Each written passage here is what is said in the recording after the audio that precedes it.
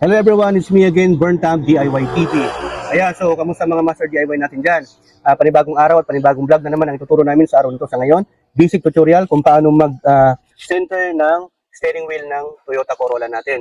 So before natin i-continue yung vlog natin, gusto ko muna magpasalamat sa mga patuloy na nagtitiwala at sumusuporta sa channel natin. Siyempre, pati na rin sa Facebook page natin, Burntam HPT TV also. Sa mga hindi pa nakapollow, mag-follow na kayo at mag-like ng mga videos natin doon. At siyempre, pag-subscribe na rin ng videographer natin, Analos Vlog, ayan, para sa mga sawi. So, hindi natin hahabaan yung introduction natin. Nandito tayo sa car model natin, Toyota Corolla Altis 2001 1.8G Matic version. So, ayan. Ang problema nito mga ka-DIY, brief history lang po, nakuha ko na itong unit na ganito. Pakita mo. Yung manibela ho niya ay hindi po sa centered. Dapat ho kasi pag nakapark ka po at diretso yung ano mo, ay yung tire mo sa harapan, dapat diretso rin po ito. Yan, pakita mo yung tire. O, di ba diretso na yung tire? Oh. So pag diretso na yung tire, naka-center na po yan, dapat itong steering wheel natin po ay diretso na rin po ito. So itong ituturo namin sa inyo na basic tutorial ngayon, na troubleshooting kung paano mag-centered na o mag-center ng steering wheel, ay applicable naman po ito sa lahat ng sasakyan. Depende lang po sa orientation kung paano nyo po tanggalin itong steering wheel niyo. So ito sa ngayon, shoutout muna natin sa grupo ko, yung Facebook page namin, Corolla 9 and 9.5 generation. Shoutout sa inyo mga master, sa mga admins at sa mga members, para sa inyo po ito. Okay? So all you need to do is have a ratchet. Meron po kayong dapat na ratchet at itong extension bar, adapter at itong wrench. Oh, size 19 po ito, hindi po 17. 19, okay? Dapat pero meron po kayong ganito. At syempre, ang tatanggalin lang po natin una dito, ito mismong airbag niya. May dalawang tornilyo po ito dito sa baba, magkabilaan po side by side, left and right. So pag luluwagan natin tornilyo na to, babaklasin na natin to. Pag nabaklasin natin to, so ayan po, ganyan po dapat para safety po tayo. Tanggalin niyo muna yung ground, yung terminal ng battery. Okay? So ganyan po yung sinasabi ko rin po mga ka-DIY. Pag straight po tong dapat pag straight na tong termo, dapat straight na rin yung manibela mo. So ito yung problema nitong unit na to, yung Corolla Altis ko, hindi po siya straight. So ito yung gagawin natin, na i-straight natin ganito. Para pagka nagdadrive ka, hindi ka napabalisa. Luwagan na rin natin to. Yan, iangat na lang natin. Pag naluwagan mo tong side by side na screw dito, luwagan. Yan. So tanggalin muna natin yung horn. Ito po yung horn niya. Ito muna sa airbag. Yan. Pindutin nyo lang po itong mga ka-DIY. Itong puti na to. Yan, yung socket. Tapos ito rin, yung terminal ng horn niya. Okay, so ito po yung airbag niya. Huwag niyo po nang gagalawin yan para hindi na po magalaw-galaw. Kasi airbag po yan, masilan po yan. Okay? So, ganito po yung sinasabi ko mga ka-DIY. Yan. Yaman lang din na nabuksan natin to. Pupunasan na lang natin to. Okay? Second hand na kasi na nakuha ko tong unit. So, ito po yung tatanggalin natin itong bolt na to. Yan. Size 19. 19mm. Yan. Pagka naluwagan na ho niya, pwede nyo nang kamayin. Iwasan nyo lang po mga ka-DIY na magalaw-galaw nyo itong ibang ano dyan. O sakit para hindi ho maputulan ng wire. Tapos, pagka nahirapan po kayong baklasin ng ganito, meron po tayong yung sprayer. So, sprayan nyo lang po ng konti. Yung konting-konti lang po yung tamang-tama lang. Okay? Para ho mag-loss po yung ano niya, yung parang thread po niya dyan, o yung tinatawag na spline. May spline ho kasi yan. Pagka pinilit ho, yun. O, so, ganyan ho siya.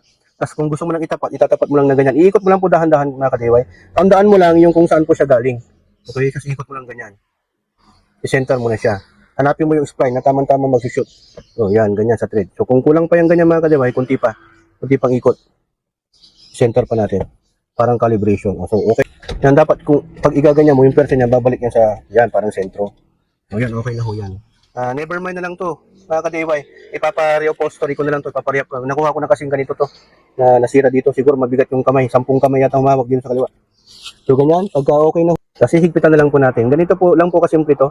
Basta, ang ano lang po mga ka-DIY ay ingatan nyo po yung airbag at yung mga sensor. Kaya dapat, tanggalin nyo po yung yan, siguraduhin nyo po mga ka-DIY na mahigpitan nyo po na maigi to. Kasi pag hindi nyo po mahigpitan yan, baka sa sobrang bilis nyo magpatakbo, matanggal yung manibela nyo.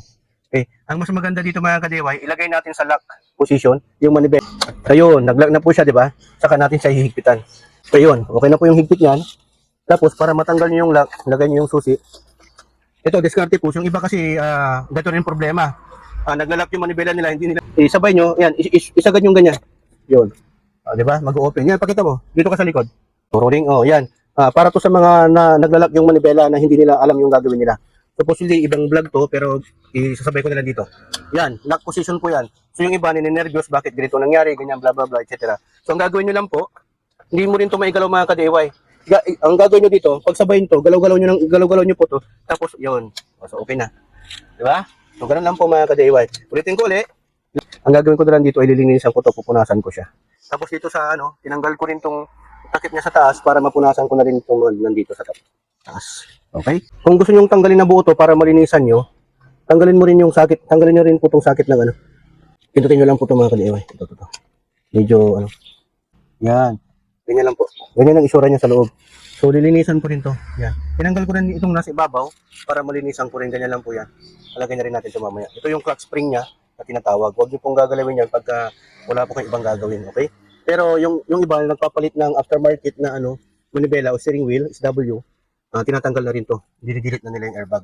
So, mawawala na rin itong clutch spring. Kaya lang po, lalabas yung, okay? So, ganyan lang po ang isura.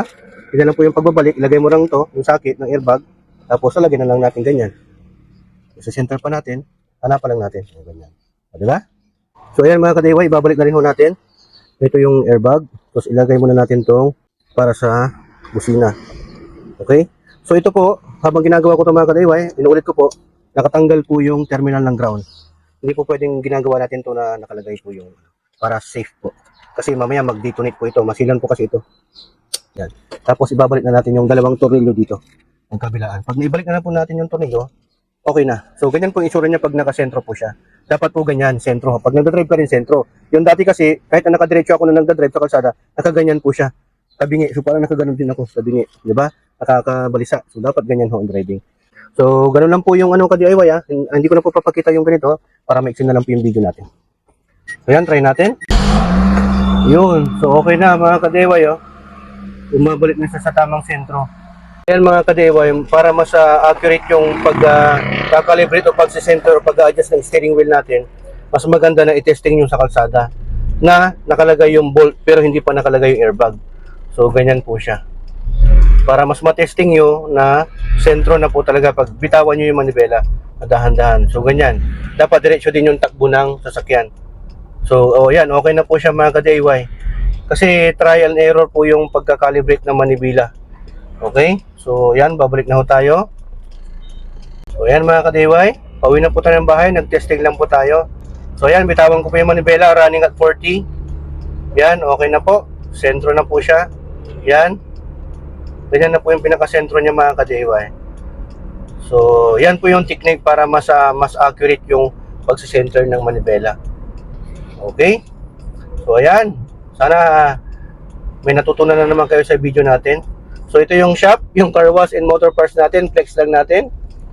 Okay? Yan. Ito na po tayo sa shop mga ka-DIY. Ang init. Yan yung name ng shop. Flex mo.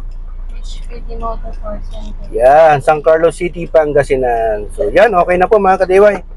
Yan babalik na ho natin yung airbag. So ganun lang po mga ka-DIY yung kung paano po magtanggal o magbaklas nitong steering wheel. Sa lahat ng klase ng sasakyan, ganun lang po yung orientation. Iba't iba lang po yung kung saan nakalukit yung tornilyo sa manibela. Okay? Or dito sa may part ng busina, sa airbag pala. So ganun lang po. Hoping na may natutunan po ulit kayo sa vlog content natin sa ngayon. Kahit na basic po siya, sa mga hindi pa nakakaalam, malaking tulong po yun. Sa mga marunong na, input lang po kayo sa comment box. Mag-comment po kayo para kung ano yung may tulong nyo ng mga ideas. So, ayan, maraming salamat po.